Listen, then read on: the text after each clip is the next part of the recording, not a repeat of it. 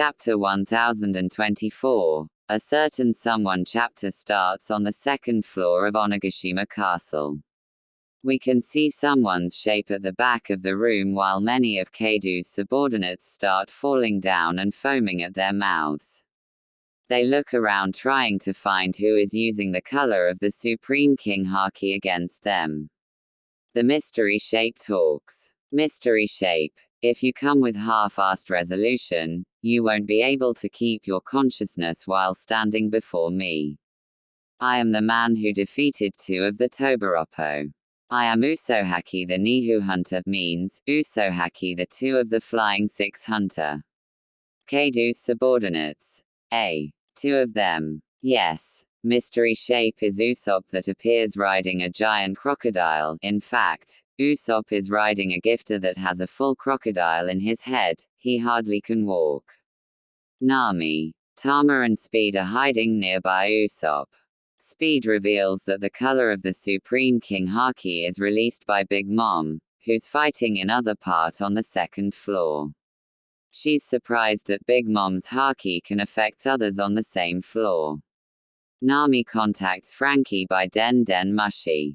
Frankie is in a zone that is connected with the live floor. He still isn't sure what is happening, but Kaidou's army starts moving toward live floor. Frankie is fighting him alongside Law's crew to stop Kaidou's army from going down. Cut to the 3rd floor of Onigashima Castle. The area where Black Maria and Robin fought is completely on fire. As some minks watch the scene, we see that Brook is crossing a bridge with Robin in his arms as they run away from fire. Luckily they are both fine, although Robin is still unconscious after her battle. Brook contacts Jinbei, who is still on the 4th floor of Onigashima Castle. There the battle continues against Kaidou's subordinates. Jinbei wonders why Kaidou hasn't returned to the castle and who is stopping him. We now go to one of the big doors that is connected to the live floor. Some Kaidou's subordinates try to enter to escape the flames that are in other floors of the castle, but Kawamatsu and the Yazuka leaders fight against them. Cut to Onigashima's rooftop. Kaidou and Yamato are still fighting. Yamato uses his attack, Narikabura Arrow, against his father, but Kaidou repels it with his kanabo. Kaidou jumps and uses his attack, Kongokabura, Indestructible Arrow Jingang D, that is a stronger version of Narikabura. Yamato stops it, but the attack is too strong and finally crash with some rocks. Yamato recovers from the attack and starts talking to his father. Yamato. You always want to kill me. Kaidou. Yes, it's true. This is not just family quarrel. If you want to call yourself Oden, then you must be ready to go to war against me. Yamato. What's wrong with admiring someone? Yamato's flashback begins. Kaidou and Yamato are near the giant Torii at the entrance of Onigashima. It has the dragon that Ace destroys some years later. From Kaidou's appearance, the flashback takes place shortly after Oden's death 20 years ago, because Kaidou still wears the bandages on his chest from the wound that Oden inflicted on him. Yamato is chained to a wooden column because he keeps calling himself Oden. He is badly injured, he has a big bump on top of his right eye, and he's also hungry. His appearance is the same as the present, same clothes and hairstyle, but being a child. Around him, we can see several of Kaidou's subordinates falling down and foaming at their mouths. Some of them call Yamato, Ogre Princess, Onihime. Kaidou. Color of the Supreme King Haki. You have potential. But if you want to keep calling yourself Oden, then you must die Yamato. Yamato. Kaidou takes Yamato to a cave with the kanji, Tian written over the entrance, which has a giant rock for a door. Yamato is chained to a giant rock that has a Shimenawa rope attached to it while he cries. Inside the cave, there are 3 of Wano Kuni's greatest swordmen that Kaidou has captured. For now we only see their silhouettes. Kaidou talks to them. Kaidou, if any of you declares your surrender, I will let you out of this cave and you can join my army. As Kaidou says this, he leaves several swords on the ground. He also leaves one portion of food next to them. This way it's possible that they kill each other in order to eat. Yamato begs Kaidou to release him. Kaidou, didn't you say you're Oden? After these words, Kaidou leaves the cave.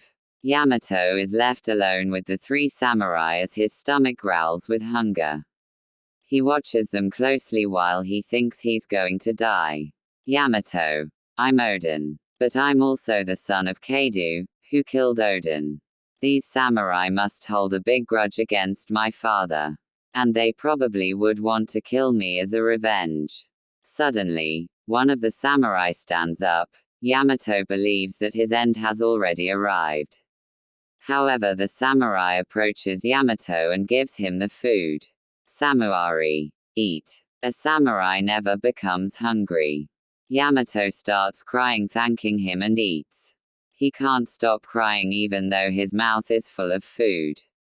Yamato, I won't forget this rice bowl the rest of my life. When Yamato finished, another of the samurai stands up, draws his sword, which has a black edge, and cuts Yamato's chains easily, like Zoro cut through the rock before taking down Mr. One in Arabasta. Yamato starts talking to that samurai and asks his name. Samurai. A defeated samurai has no name. Just call me Nanigashi, a certain someone. As the samurai speaks, we can finally see him clearly. He is identical to Zoro but a few years older. He wears a bandage on his head and on his left eye. In the chapter his name is not said, neither the other two samurais' names, but he probably is Shimotsuki Ashimaru, the daimyo of Ringo. The samurai says they sympathize with Yamato and that they loved Oden too. Yamato shows them Oden's journal. The samurai are shocked. Now we can clearly see the other two samurai. One has a long face with large eyebrows and sideburns, and he also wears a goatee. This is the one that gave rice bowl to Yamato. The other samurai has a triangular-shaped face, a rope tied to his forehead, and makeup similar to kabuki actors. Yamato, I can't read what it says. Could you teach me to read it? The samurai bonds with Yamato, and during the following days they teach him to read. Yamato is amazed and excited with everything that he is discovering. After 10 days, Yamato is weakened and near death because he has no food to eat.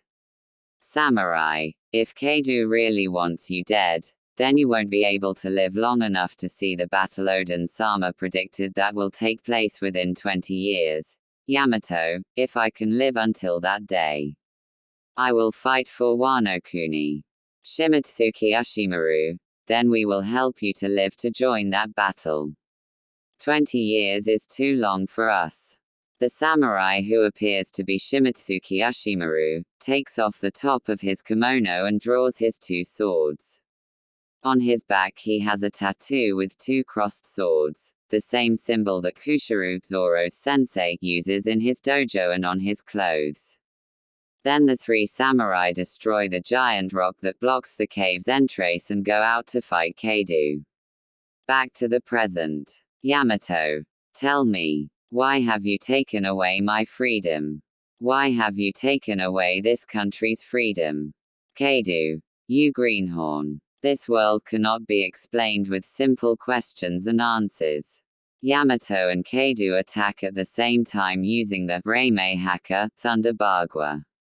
Both of them probably have used their color of the Supreme King Haki because the attack's collision has created an explosion with black lightning bolts.